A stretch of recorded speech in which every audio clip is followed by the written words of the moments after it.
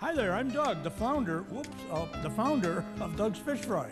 Did you ever wonder why we go through all the trouble to hand bread our own seafood one at a time? Why we hand cut our onion rings and fresh cut fries? Taste. It's that simple. We make everything from scratch because you deserve the best. From homemade chowder and lobster bisque to our tasty coleslaw. Come treat yourself today. We're in Skaneateles, Portland, DeWitt, and now Mattydale in the Kmart Plaza.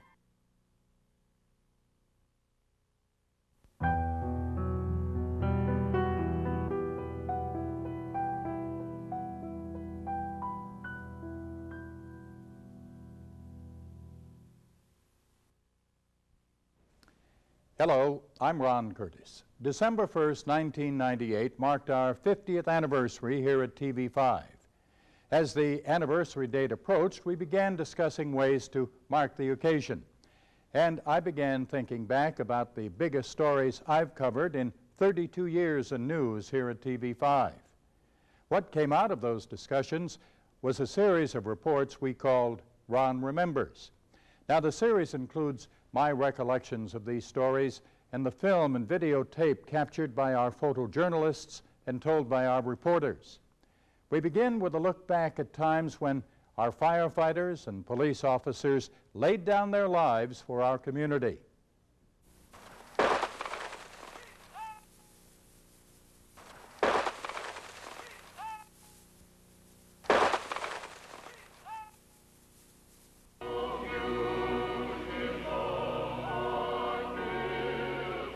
It was April of 1978. We preempted our regular programming to broadcast the funeral of 4 Syracuse firefighters as the community honored their fallen heroes. They came to honor 4 members of the Syracuse Fire Department who, fearful that someone else might die, died themselves. It's estimated by Stanley Duda, Michael Petrignani, Frank Pordiglia, Robert Schuler. They were honored in a joint funeral service at the Cathedral of the Immaculate Conception.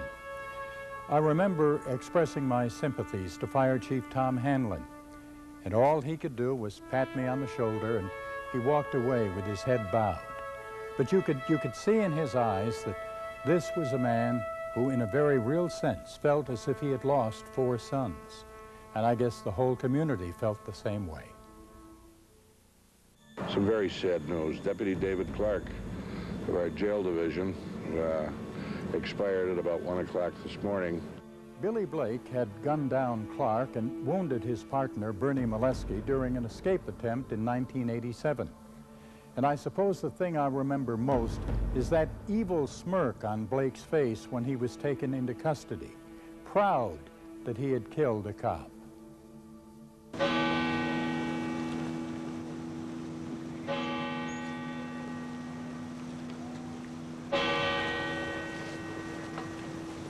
Once again, the bells tolled for a fallen hero.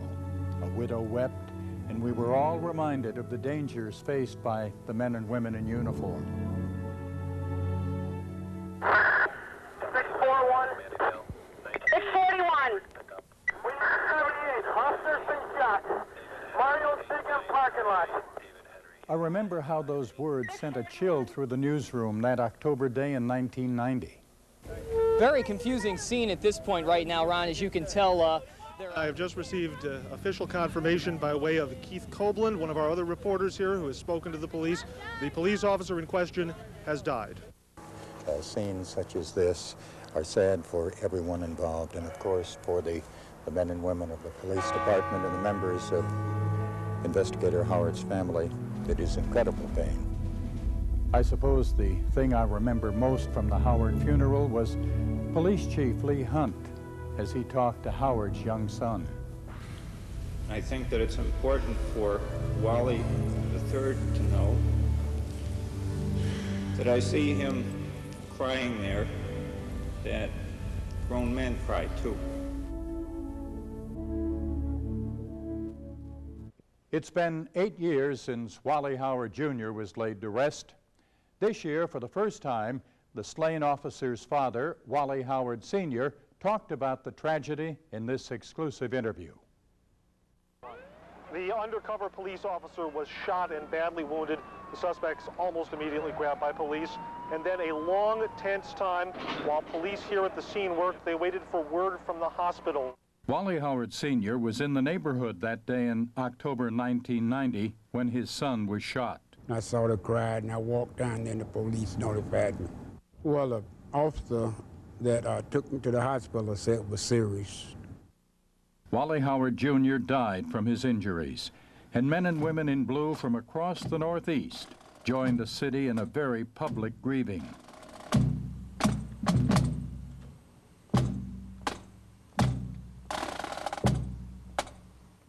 Now, most of the people here never knew Wally Howard, but he was a cop, and that means he was family. Yes, that was a comfort too, knowing that he was trying to do and was doing the right thing. In my conversation with Wally Sr., the father of the slain police officer said it was a comfort to him that his son died a hero, doing the right thing. But the pain still remains. As years passed, the wound seemed to open a little bit wider and wider.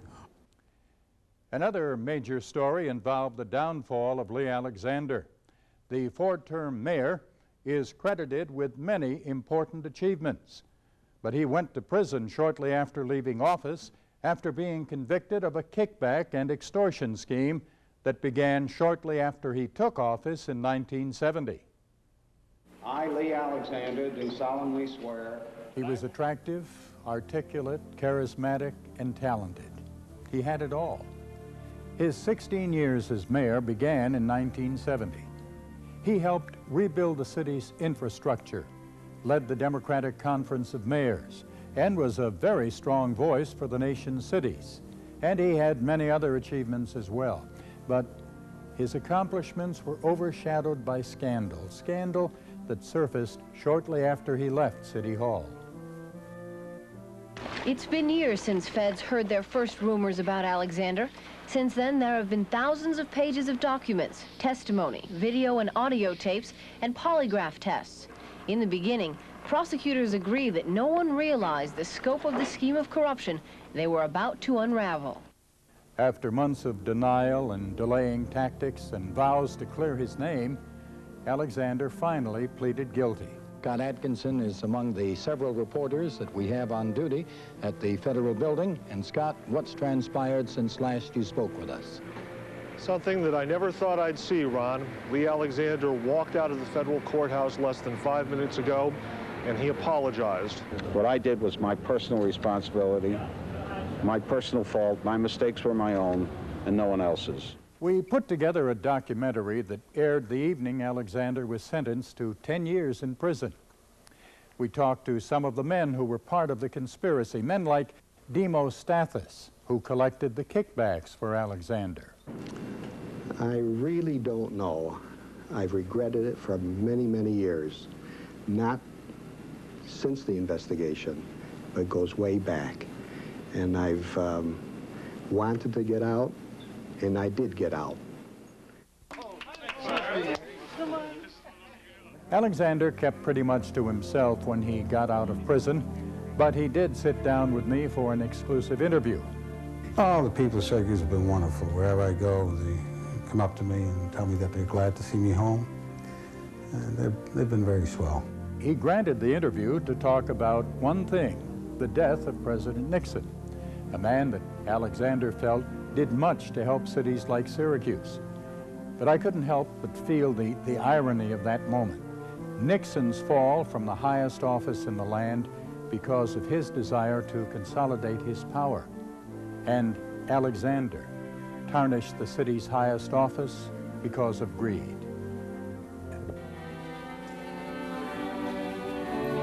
When Lee Alexander died on Christmas Day in 1996, he had made his peace with the city that he loved.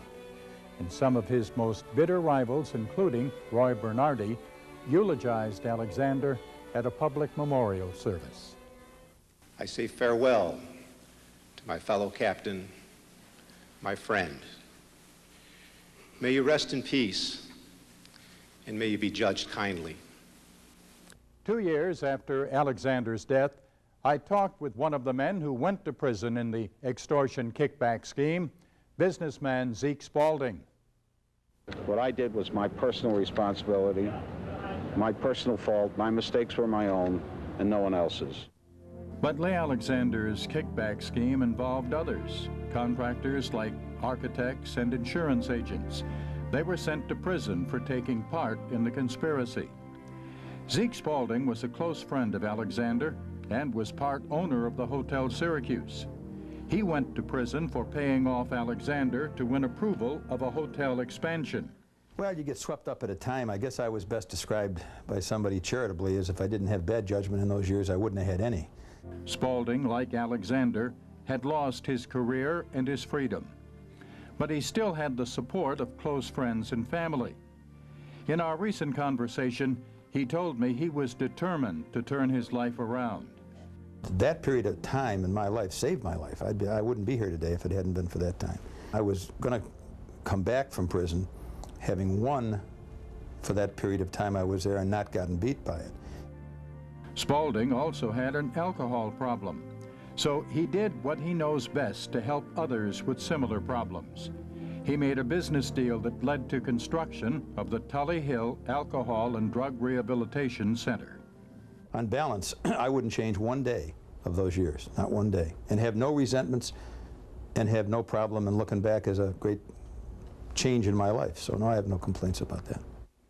The same year the Alexander scandal came to a head, 1988, perhaps the biggest and most tragic story to hit central New York exploded into our consciousness in December, the bombing of Pan Am Flight 103.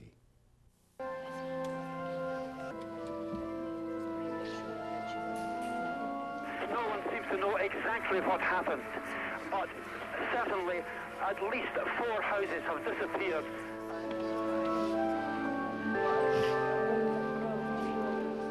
With the horror, and investigators began searching through the devastation in Lockerbie, Scotland.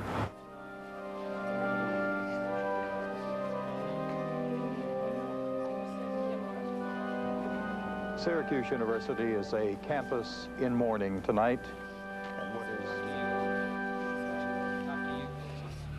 There were so many emotions that night: shock, disbelief, sadness, even in our newsroom. Now, we had reported air crashes before, but never one where so many of the victims, 37, had ties to our hometown. Life went on campus, but it was really tough.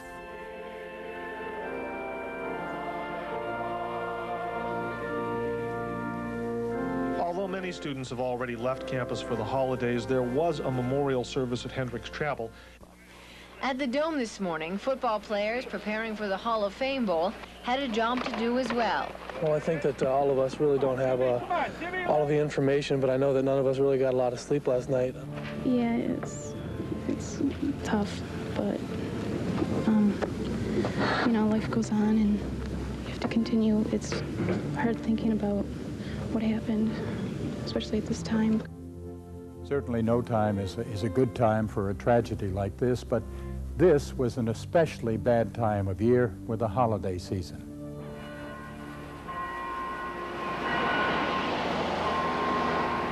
At City Hall, the mood was much as it was at SU.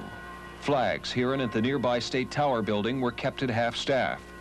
There's always a lot of joking, sometimes even gallows humor in the newsroom, but not that day. I remember it being so somber, and it was like that everywhere, and people tried to cope in their own way. Bill Baker with you at 10:17. Dave White with news and information coming up at 10:30, a 2-minute news update concerning the Flight 103 Pan Am and the loss. WSYR's Bill Baker turned over part of his morning show to the listeners, taking their calls. Some callers openly wept on the air. It was suggested that everyone wear just an orange ribbon to show solidarity with the people who had the loss.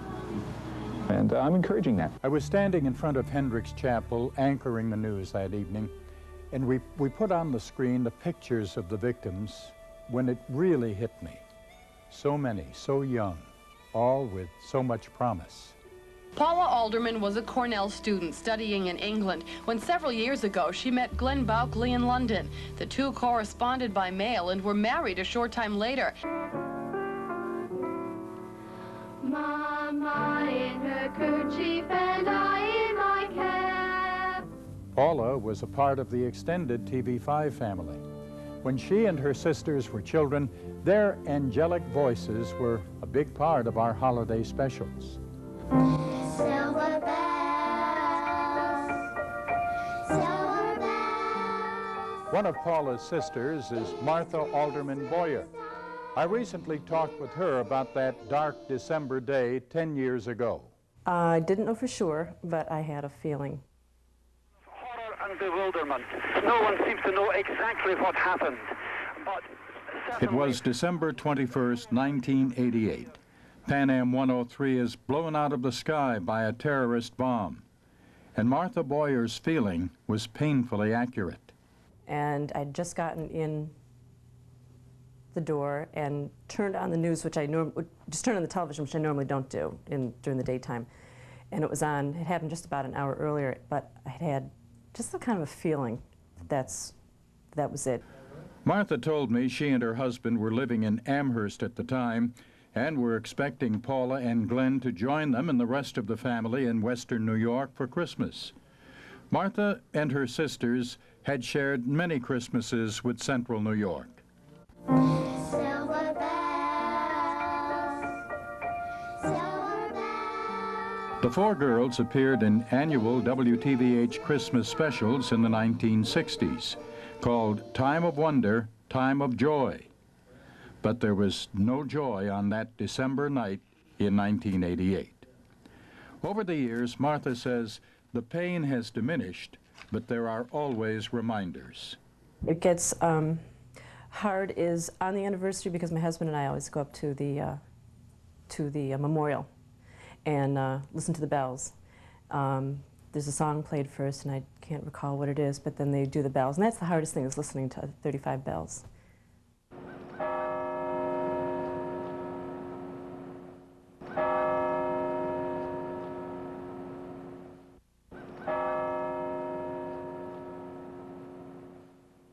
The families of many of the victims of Pan Am 103 are frustrated and angry at the United States because they feel they haven't done enough to bring the two Libyans suspected of the bombing to justice.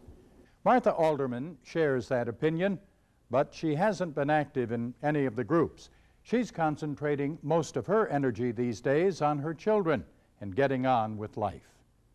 Another story that many will long remember is the blizzard of '66, a storm that paralyzed much of central New York.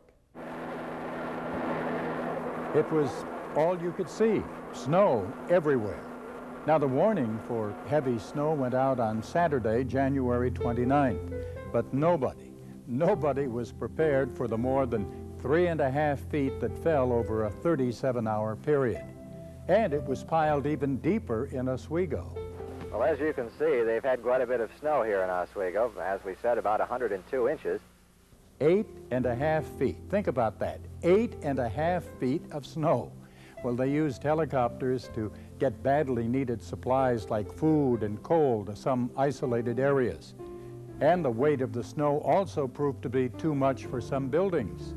Inside, this is what it looks like at the west end of Sears Store and Fairmount Fair. I also remember that many of us were snowed in here. We were put up at a nearby motel, but they started running out of food in a few days. And the final day that we were there, when we went to the dining room for breakfast, we were told they'd run out of eggs, bacon, ham, bread, milk. So we asked if they had anything at all, and they said yes, they had prime rib. So that was our breakfast that day. Well, that's at least one way to get around on a day like this. A lot of the roads are still blocked. We're on Benedict Road, not far from East Syracuse. And as you can see by the sign over here that these boys have taken some time to put up, you can't get very far down the road. Schools were closed for about a week, and it was 4 or 5 days before most streets in the city were passable. And up north, bulldozers were used to clear the way for police and ambulance crews. It's been extremely rough. Of course, we're beginning to see a little daylight here, and we hope by mid-afternoon with the equipment, which we have finally managed to get from the state, that once we get the plows going, we'll be able to have a little bit of traffic control, which is, of course, as you can readily... One of the local leaders charged with handling the emergency was then Onondaga County Executive John Mulroy, who reminisced about the storm and its aftermath. The intensity and very widespread coverage of that particular storm caught everybody by surprise, and it turned out to be a disaster. John Mulroy was Onondaga County's first county executive, and he was at the helm when the blizzard of '66 hit.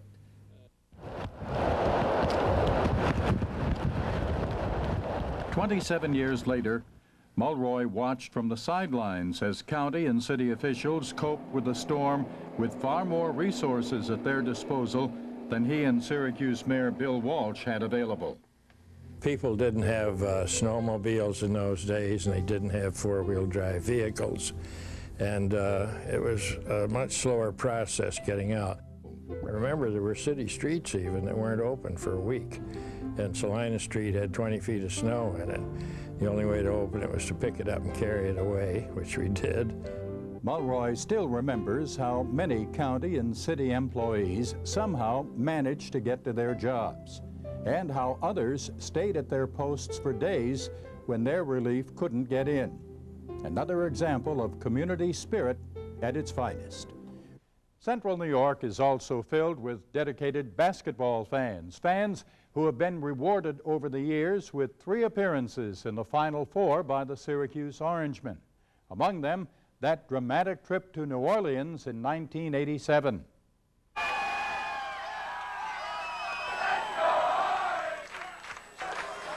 '87 was really special because no one had expected the Orange to beat North Carolina to win a berth in the Final Four. And when the team returned from the Meadowlands, the town just went wild.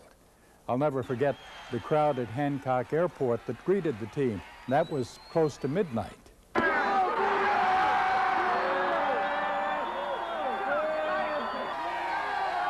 Show them grace. This means so much to all of us, having all you come out here today. And, you know, we had a great feeling this afternoon, but I think the feeling here tonight is even better. Syracuse was decked out in orange, and even non-basketball fans were caught up in the frenzy. And several thousand fans made the trip to the big games, and for those who didn't, well, TV5 was their eyewitness.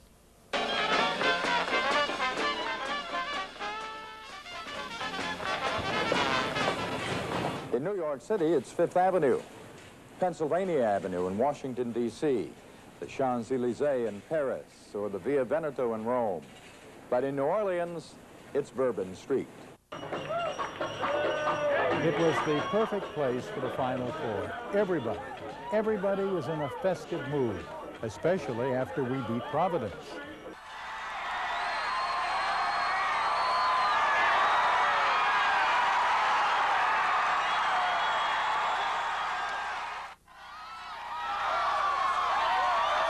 But as often happens, the celebration got out of hand, and those of us working in New Orleans at the time, we saw the pictures of the disturbance from Marshall Street that made national news.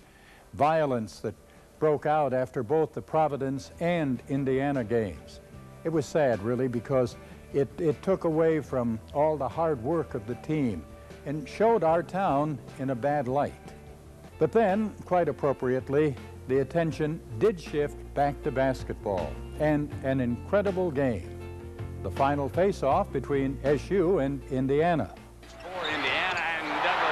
But Indiana went with what they have most of the year, Steve Alfred and the three-pointer. SU countered with their favorite play, Sherman Douglas alley-oop to Ronnie Cycli. Now, near the end of the game, I went outside to prepare for a live satellite report back to Syracuse about what looked to be an Orange victory. So at that point, I couldn't see the game. I could just hear it in my earpiece. when suddenly I heard a roar from the Superdome and Brent Musburger. Smart takes the shot, and the Hoosiers with 3 seconds. And the producer yelled, "What happened? What happened?" I said, "They lost." I was stunned just like everyone else. They had played their hearts out and come so close, but it was not to be.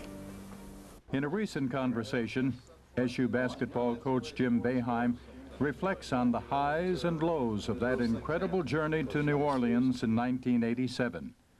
Syracuse went wild when the Orangemen beat North Carolina and won a berth in the Final Four.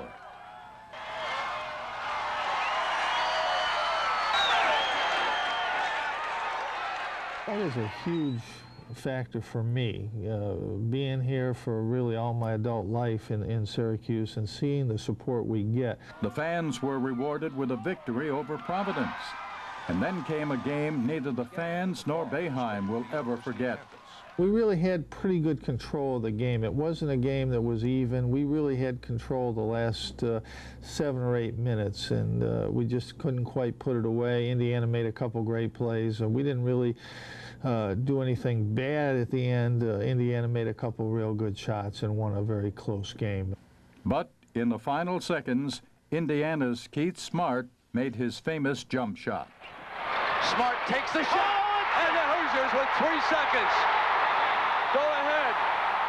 Nobody stopped. We really weren't effective. But when you lose like that and you have such a great opportunity to win, it's very difficult to get over. I think that game lives with you forever, certainly for at least 5 to 6, 7 years. It was almost an everyday thought in your mind, and after 10 years or so, it's not an everyday thought, but it occurs from time to time. Boeheim and the Orange went to the Final Four again in 1996. This time they lost the championship game to Kentucky, but in much less dramatic fashion. The start of each season brings new promise, thoughts that maybe this time the Orange can win that one elusive game, the big one that got away. And one year, they will. Well, those were some of the stories I found to be the most memorable from my 32 years in news here at Channel 5. Of course, our station went on the air in December of 1948. And in those 50 years, we've seen a lot of changes. Baby face, my baby face. You've got the cutest little baby face. 1948. Babies were booming, and so was the post-war economy. General Electric opened its Electronics Park, where thousands of people built TV sets for the boomers and their parents. We went on the air in December of '48, filling all those TV sets with entertainment, as well as lots of local news, weather, and those human interest stories that are timeless. Mr. Announcer Man, Mr. Announcer Man, I'm Merrily and I know the magic key. Before Sesame Street and Barney, thousands of Central New York children grew up with the Magic Toy Shop. Merrily, Eddie Flum-Dum, Mr. Trolley, Twinkle, and the Play Lady entertained and educated children with an astounding 6,200 shows over 27 years. Do you know that with the original trolley head, it was plugged into the wall, and every time I wanted to light my nose, I'd have to I made it out of metal. And every time I lit my nose, I'd get a shock. And that went on for a long time. We were very lucky, Ron, that we had the talented cast members right here in the station. Just think about that combination. Every time I watch a scene from Magic Toy Shop, I marvel again at our good fortune that we didn't need to look beyond this station. A little breakfast here this morning. Before he became America's most popular weatherman, the Today Show's Al Roker was Big Al, and he was a busy guy here at Channel 5. And the great thing about Channel 5 was that, you know, there wasn't this strict, rigid division. You do this, you do that, you do that. Everybody did a little bit of everything. Back then, I would cut my own pieces.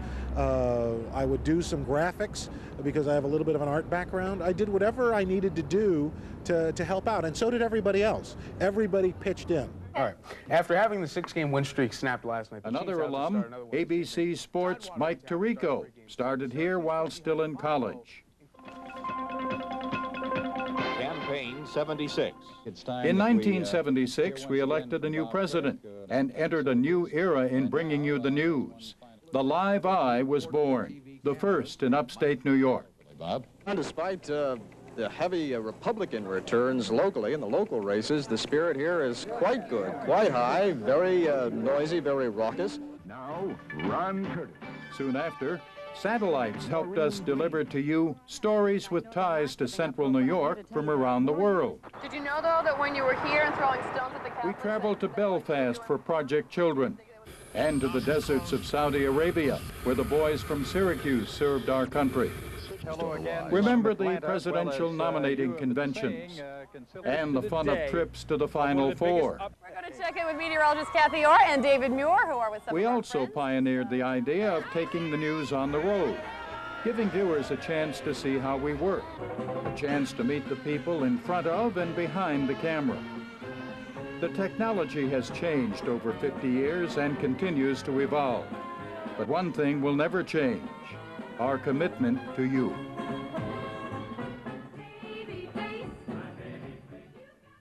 One of the programs we are most proud of is the Magic Toy Shop. Thousands of Central New Yorkers grew up watching this long-running children's program, so we thought we'd like to include some rare clips from that program on this tape. And that reminds me, a very reliable source told me that we were going on a picnic today, Merrily. Who told you that, Mr. Trolley? Eddie Flumnum did. Well, Twinkle thought, and I thought, and the teddy bears thought that this would be a very good day for having a teddy bear picnic. Oh, and I think that the boys and girls agree with you, Eddie Flumnum. Well, I do hope we can share that song, Merrily. Well, that's just what we'll do, because Eddie Flumnum has pretend picnic grounds all set up for us. Would you introduce it, please, Mr. Trolley? Oh, I'd be pleased. Ladies and gentlemen, and puppy dogs, too. We do hope that you'll join Merrily, Eddie Flumnum, and yours truly at the Teddy Bears Picnic.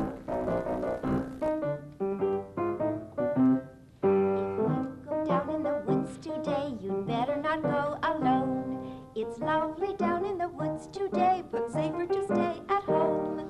For every bear that ever there was will gather there for certain, because today's the day the teddy bears have their picnic.